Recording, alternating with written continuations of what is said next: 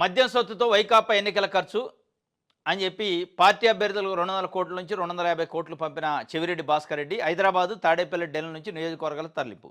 మిగతా సొత్తుతో భారీగా ఆస్తులు భూముల కొనుగోలు రెండో అనుబంధ అభియోగ పత్రంలో సిట్టు వెల్లడి. చెవిరెడ్డి వెంకటేష్ నాయుడు సహా నలుగురు పాత్రపై అభియోగాలు. మద్యం సొత్తుతోనే వైకాపా ఎన్నికల ఖర్చు చేసిందట.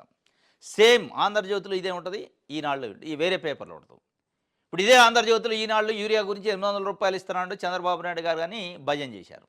అసలు 800 ఇయటమైంది, యూరియా కరువు ఉందా, కరువు ఉంటే కారణం ఎవరు, యూరియా ఫుల్ అందని ముఖ్యమంత్రి గారు అండ కదా, మరి ఇన్ని రోజులు అవస్థల పడ్డ రైతుల పరిస్థితి ఏంది, ఈ 800 కథ అన్నిటికీ ఉంటుందా ఒక యూరియాకేనా అనేది ఎక్కడ రాయాల. డైరెక్ట్గా 800 కానుకిస్తాడు, ఏదో ఫ్రీగా ఇస్తున్నట్టు. ఆయన సొమ్మ, ఆయన ఇంట్లో సొమ్మ. వాళ్లే ప్రక్షాళన చేయరు, వాళ్లే సమీక్ష చేయరు.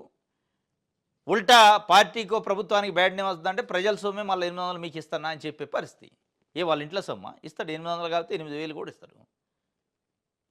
వాళ్ళకి బ్యాడ్ నేమ్ పోవాలా, పబ్లిసిటీ రావాలా.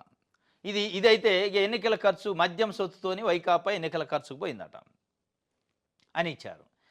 ఈ ఆంధ్రజ్యోతి కూడా చూస్తే మనకి కంపారిజన్ అర్థమవుతుంది అనమాట. ఈ రెండు పేపర్లు ఏం రాస్తున్నాయి, ఎవరి కోసం రాని. అధికారం కోసం అడ్డగోలు సొమ్ము, మద్యం ముడుపుల్లో అధిక భాగం ఓట్ల కొనుగోలుకే చెవిరెడ్డి ద్వారానే వైసీపీ అభ్యర్థులకు నిధులు పంపిణీ. అధికారం కోసం అడ్డగోలు సొమ్ము ఖర్చు పెట్టి వైఎస్ఆర్సీపీ ఎన్నికలకు పోయి ఒక్కొక్క అభ్యర్థికి 200 నుంచి 250 కోట్ల రూపాయలు ఖర్చు పెట్టిందట.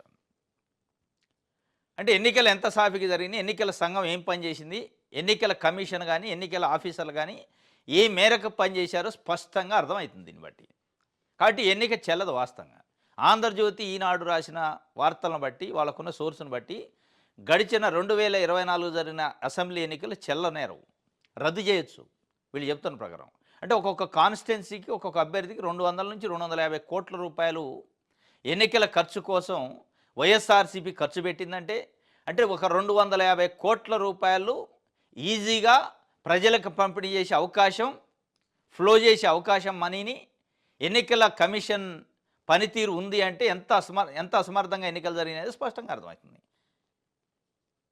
కాబట్టి ఈ ఎన్నికే చెల్లదు వాస్తవంగా, ఎన్నికలను రద్దు చేయాలి వాస్తవంగా. ఫ్రీ అండ్ ఫెయిర్ ఎన్నికలు జరగాలి కదా. 200 నుంచి 250 కోట్ల రూపాయలు ఒక్కొక్క కాన్స్టిట్యున్సీలో ఖర్చు పెట్టాక ఇది వైఎస్ఆర్సీపీ పార్శ్వమే చెప్తుంది. మరి అట్ ద సేమ్ టైం అవతల పార్టీ కూడా పెట్టిందిగా.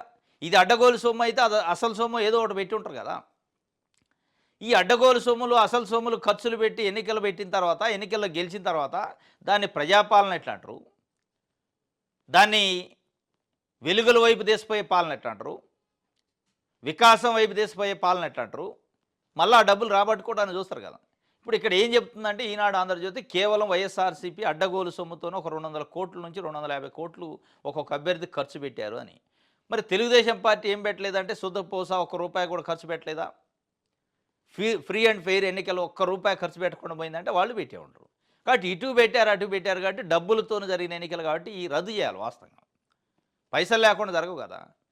చంద్రబాబు నాయుడు గారు పార్టీ ఏం శుద్ధపోస కాదు, పార్టీ అత్యంత ధనికమైన పార్టీ, ఫుల్ డబ్బులు వచ్చినాయి, వారు కూడా సంపన్నమైన ముఖ్యమంత్రి జాబితాలోకి పోయారు.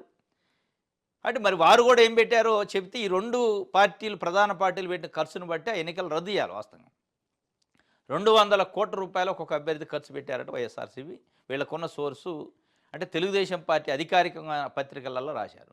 కాబట్టి ఎన్నిక జల్లదనేది ప్రజాస్వామ్యవాదులు ఈరోజు మాట్లాడుతున్నారు. అడ్డగోలు సొమ్ముతోని అధికారం కోసం చేశారట.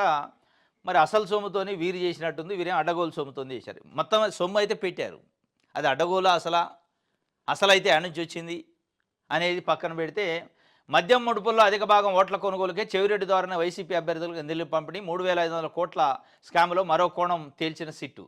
ఏసీబీ కోర్టులో 3వ ఛార్జ్షీట్ దాఖలు. ఇదంతా ఏమవుతుందంటే రేపు వీళ్ళు వేసే ఛార్జ్షీట్లు ఎన్నికల్లో 200 కోట్ల రూపాయలు ఖర్చు పెట్టారని నిజంగా కోర్టులో చెప్తే కోర్టు ఎన్నికల కమిషన్ కూడా పాడు చేస్తుంది.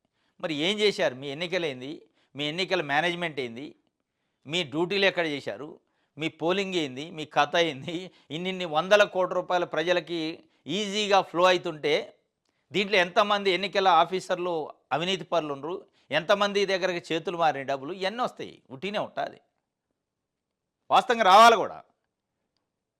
మద్యం కుంభకోణంలోనో ఇంకో కుంభకోణంలో ఇంకొక పార్టీకి వచ్చిన బాండ్ల రూపంలో వచ్చిన డబ్బుల్ని 100 కోట్ల రూపాయల అభ్యర్థులకు ఇచ్చి గెలిపించుకునే ప్రయత్నం చేసి 2 ప్రధాన పార్టీలు గెలిచినోడే నవ్వుతుడు, ఓడిపోయినోడే ఏడుతుడు, 2 ఖర్చు పెట్టినాయి.